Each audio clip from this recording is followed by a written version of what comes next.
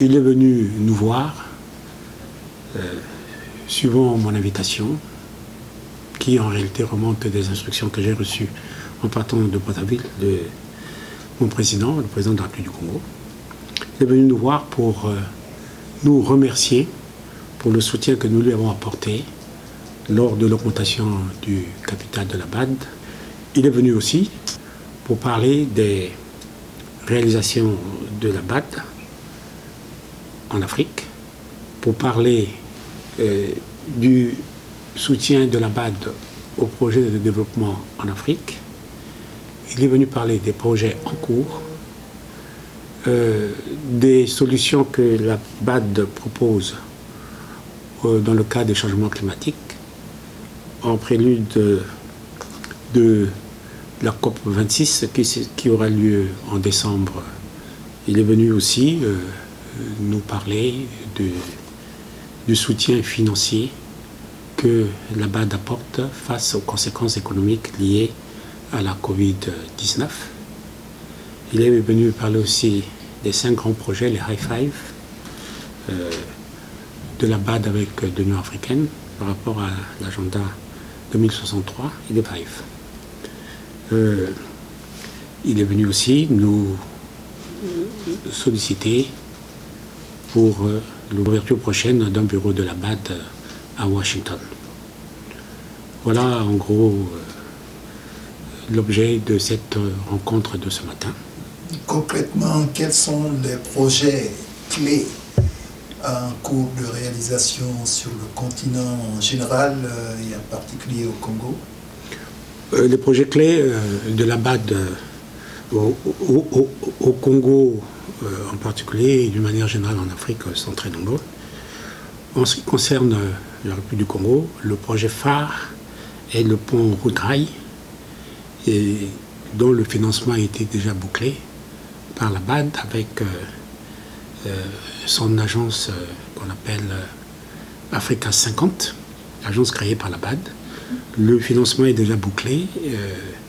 Tout ce qui reste pour que le projet puisse se réaliser, c'est l'accord du Parlement de la République démocratique du Congo, qui doit se réunir courant octobre pour valider ce projet. Et les travaux vont débuter, vu que les études sont déjà faites. Mais il y a aussi le grand projet qui part du Nigeria jusqu'à Dakar, en passant par la Côte d'Ivoire, de l'autoroute. Et il y a aussi le projet d'autoroute qui part de l'Éthiopie jusqu'au Kenya, 1000 km de route. Ça sont des projets phares. Mais pour ce qui est du Congo, oui, il y a ce qu'on appelle le corridor 13.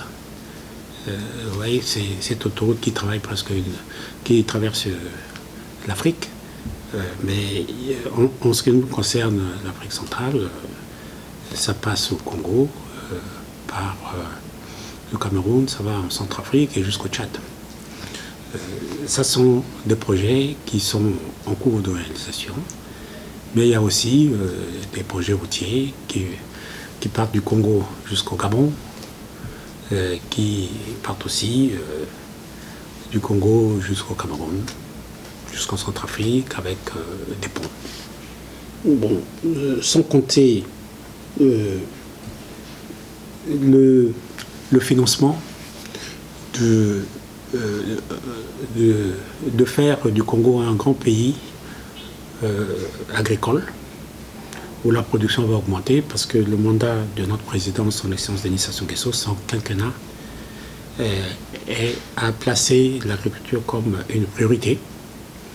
Et récemment, il y a eu déjà une équipe de la BAD qui était au Congo pour travailler sur la réalisation de ce projet très important dans le quinquennat du président.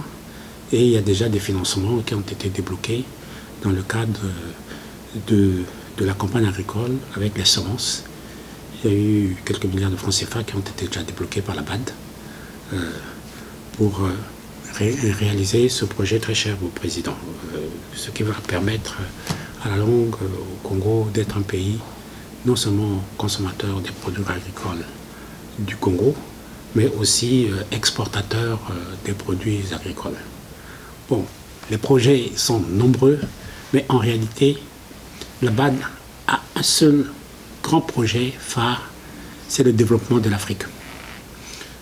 Qu'est-ce que cette rencontre vous a permis en tant que doyen d'achever? Oui, bon, je crois qu'il y a eu à une petite échelle une rencontre entre le président de la BAD et les ambassadeurs africains à Tokyo, et aussi à une petite échelle en Allemagne. Mais une rencontre vraiment de cette nature, c'est une première mondiale, il faut le dire, parce que sur les 193 pays du monde, la BAD a comme actionnaire 81 pays. Et le président de la BAD est une personnalité très importante, considérée dans le monde entier, à commencer par tous les 81 pays actionnaires. Oui, c'est un honneur pour nous, membres du corps diplomatique africain, de recevoir une personnalité de très haut niveau, qui en réalité ne traite qu'avec des chefs d'État, parce qu'il a des adjoints et des techniciens qui travaillent avec les gouvernements. Mais à ma connaissance, son protocole est placé de sorte qu'il ne traite qu'avec les chefs d'État. Nous-mêmes, au Congo, il a des très bonnes relations avec le président de la République. Il a aussi des excellentes relations avec tous les autres chefs d'État, surtout de notre continent. Bon. Donc pour nous, corps diplomatique africain, l'African Diplomatic Corps, comme on dit, et en tant que doyen, je suis honoré et me sens très privilégié avec tous mes collègues d'avoir eu l'honneur de recevoir le président de la BAD au sein de l'ambassade de la République du Congo à Washington, en qualité de doyen du corps diplomatique africain. Et une rencontre de ce genre contribue non seulement au rayonnement de notre groupe, mais aussi à celui de notre pays que je représente ici aux États-Unis.